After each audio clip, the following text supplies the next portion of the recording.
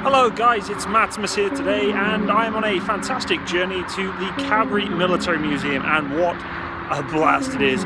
We actually have some reenactments going on, which is really good fun, and there's a hell of a load of tanks behind us too, so let's go take a look at them, shall we? So guys, the Calgary Military Museum basically touches on both the Army, Navy and Air Force in one big showcase, and there's some seriously impressive Canadian heritage and military history in this building and the surrounding areas, and the show on the day was great too.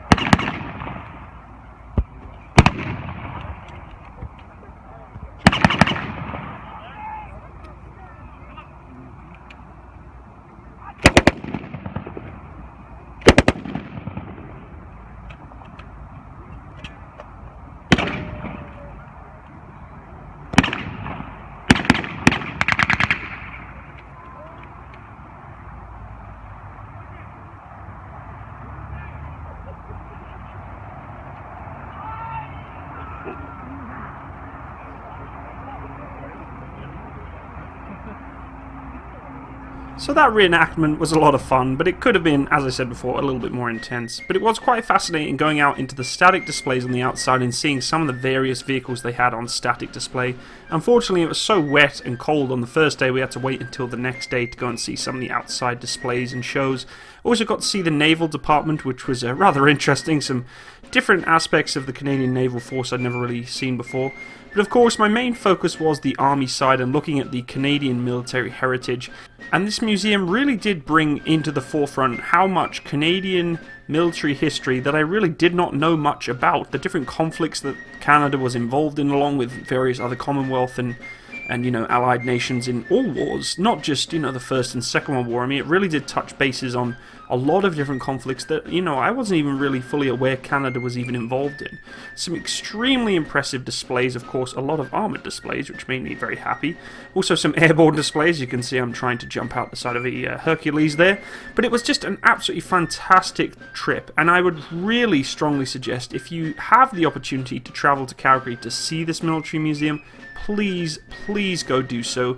It really does have some unique items that I've not seen in museums in other places around the world, including the Imperial War Museum back in England, back home, because that's probably, well, apart from the Bovington Tank Museum, one of my favourite museums in the world I've ever been to. And this one really did have a couple of key items that I never really had seen in museums before, so it's definitely a unique place to be. And if you are a Canadian, honestly, it's something I really think you should go take a look at and kind of, touch base with the world of Canada's military heritage and history, and kind of just enlighten yourself as to what we really did take part in and be involved in various conflicts around the world. So guys, I finally got into the artillery reserves. Nah, I'm just kidding, I didn't. There's this beautiful gun behind me here, as you can see, overlooking the highway. And it's actually a 17-pounder gun. Basically a 3-inch gun, which is a pretty beefy gun for its day. Stood out here along, I think there's a smaller gun in the distance there. But pretty impressive stuff, pretty cool. So this is the military museums as a whole. The museum actually is over on the left there, along with a lot of static displays. We also have some reenactments going on in the distance, and some tanks parked up there. The one thing I will say, and I'll show you in a second here, one of my prized, very close to heart vehicles has been left in the background, parked up by a bunch of shipping containers, whilst all the other combat vehicles are put on display for everyone to see. So that kind of let me down a little bit. But let's go take a quick look at that, and then we're going to have a look at a T-72. So as I mentioned before, one thing that kind of disappoints me a little bit with the static display of vehicles is how the Remy vehicle, Leopard Remy vehicle, I'm totally forgetting what its name is right now, but has actually been plugged in the corner by all this kind of junk and stuff, and shipping containers, and all the other static vehicles are over there, the M113. So I don't know, I thought I'd come give the old girls a bit of love in the corner here with the Remy. My core here. There we go. So yeah, I'm just a little disappointed she's been chucked in the corner here, kind of with all the junk and garbage in the corner of the museum, but no, that is what it is. So let's go and check out some more stuff, shall we?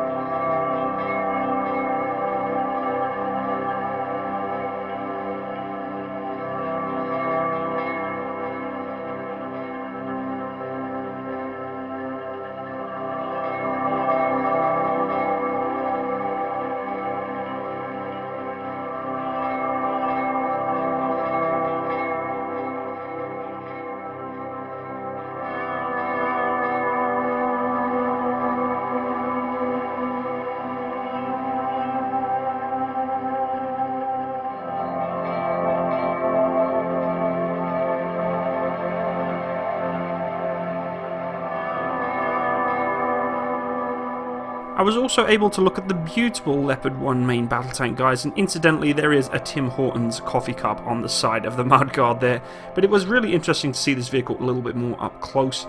It was a little silly knowing that the guy who was actually in charge of this particular display had absolutely no idea what he was talking about or the information about this tank, which was kind of silly to see.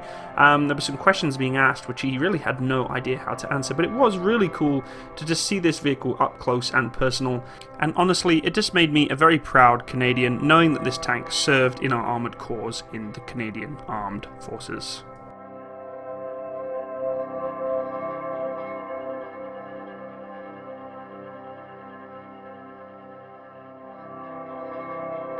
And of course, the Leopard 1 and T-72 were not the only tanks on display at the Calgary Military Museum. It was really impressive seeing this gorgeous Sherman in all her glory standing out onto the static display.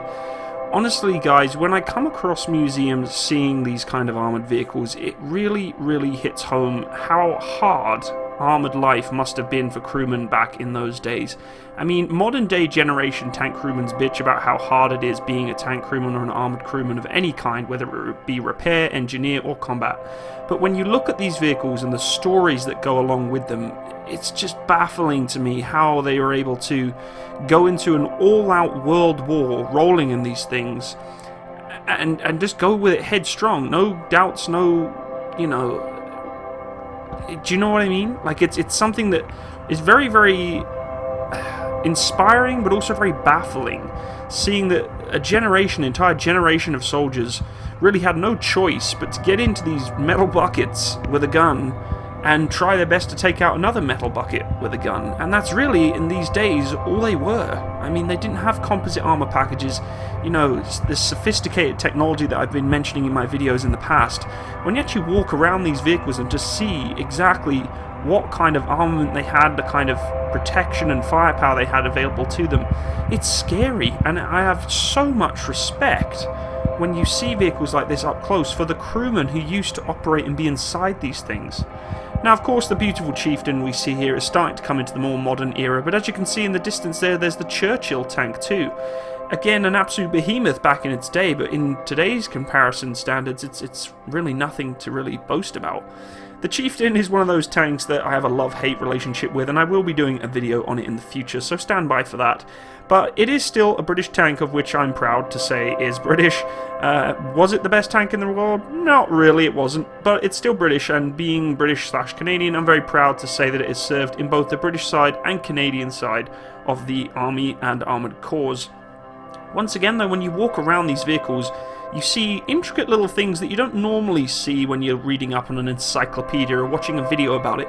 You just kind of see the nooks and crannies of a tank that you would not normally see elsewhere, and it's very fascinating, and it's just an eye-opener seeing these vehicles up close that, honestly, I've not really seen for a very long time.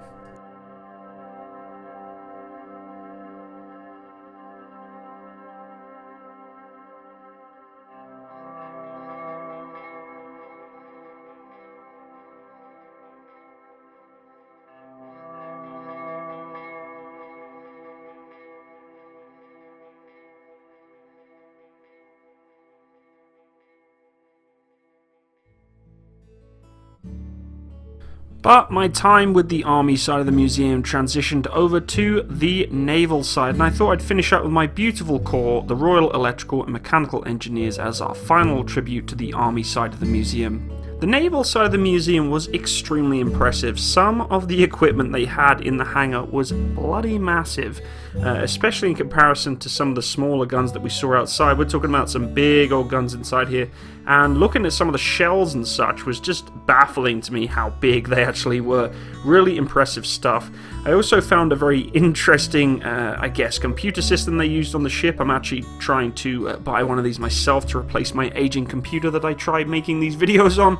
No, but seriously though, seeing the kind of technology they had back in the day and making the most of what they had for the technological advances at the time is, once again, extremely impressive, and as always, I have huge respect for the naval force.